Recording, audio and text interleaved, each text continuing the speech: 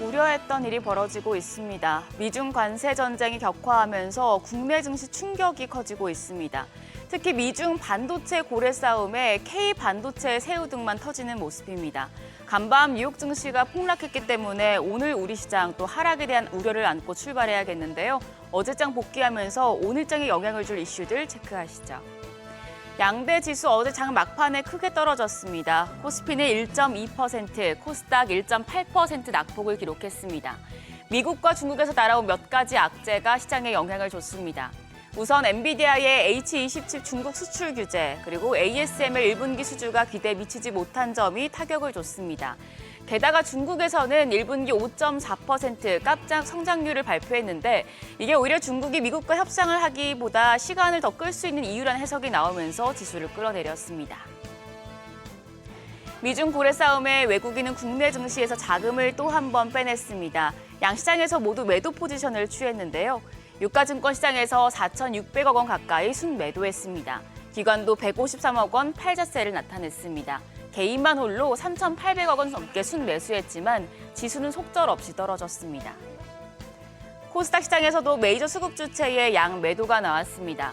외국인 여기서도 1,400억 원 가까이 팔아냈고 기관 896억 원 매도 우위를 기록했습니다. 개인이 2,325억 원 순매수했지만 지수는 오히려 하락폭을 키우며 마감했습니다. 시총 상위 종목들 대체로 하락했습니다. 유가증권 시장에서는 반도체 투톱이 3% 넘는 낙폭을 기록하며 코스피 지수 하락 기여도가 가장 컸습니다. 엔비디아의 H20칩 중국 수출 규제 여파로 우리 반도체 기업들이 직간접적인 영향을 받을 것이란 우려가 커지는 데 따른 것입니다. 그 밖에 현대차와 기아도 1, 2%대 약세를 보였습니다.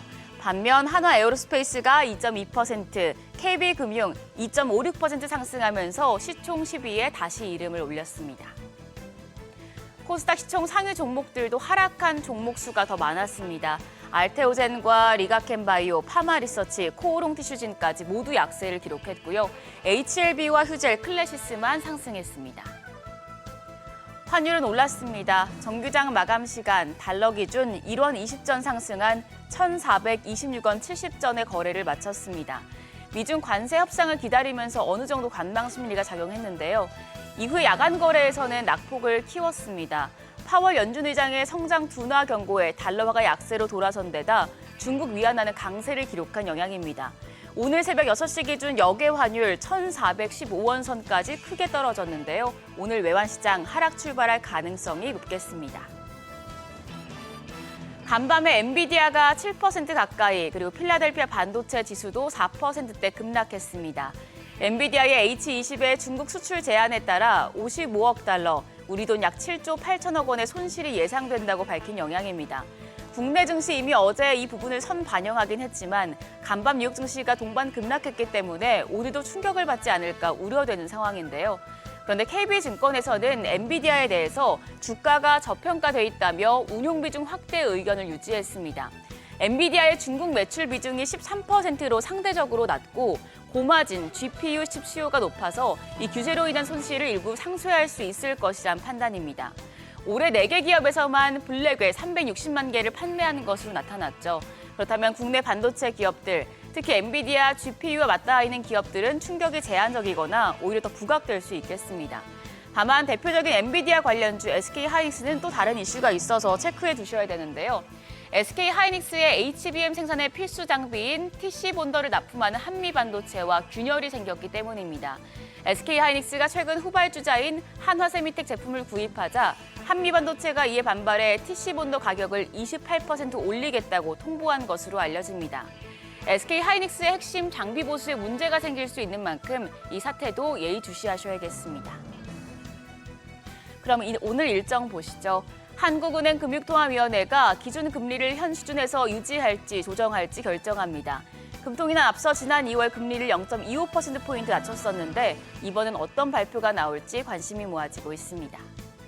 한편 어제 시간외 거래에서는 웹툰 관련주가 강했습니다. 우리나라 웹툰이 중동에 처음으로 진출한다는 소식에 관련주가 주목받았는데요. 더불어민주당 대선 주자인 이재명 전 대표가 대구 웹툰 도서관을 방문한다고 밝히면서 정치 테마적인 재료까지 붙었습니다. 웹툰주 오늘장에서도 강한 흐름 보여줄지 지켜보시죠.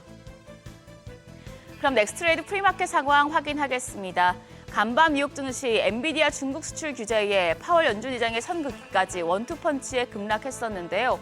오늘 국내 증시 이를 어떻게 반영하고 있을까요? 일단 프리마켓에서 유가증권 시장 시총 상위권 종목들은 대부분 약세를 보여주고 있습니다. 삼성전자가 1% 가까이 추가적으로 하락합니다. 거래가는 54,100원.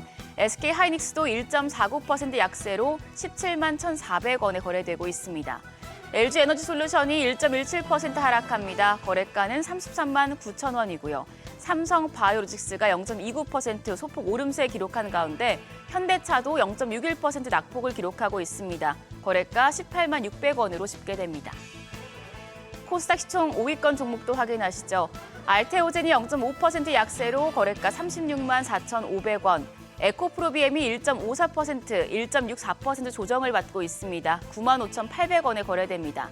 HLB가 1.1% 상승하며 55,100원에 거래되고 있고 반면 에코프로도 1.7% 낙폭 기록하고 있습니다. 47,200원이고 레인보우 로보틱스가 2%대 약세 기록 중입니다. 거래가 26만 6,500원으로 집계됩니다. 여기까지 프리마켓 점검했습니다. 일단 국내 증시 어제 엔비디아 중국 수출 통제 소식을 선반영했지만 투자자들의 경계감은 아직까지 큰 것으로 집계가 되고 있습니다. 오늘도 장중에 변동성 클 수 있으니 반도체주 중심으로 상황 지켜보셔야겠습니다. 지금까지 어제장 오늘장이었습니다.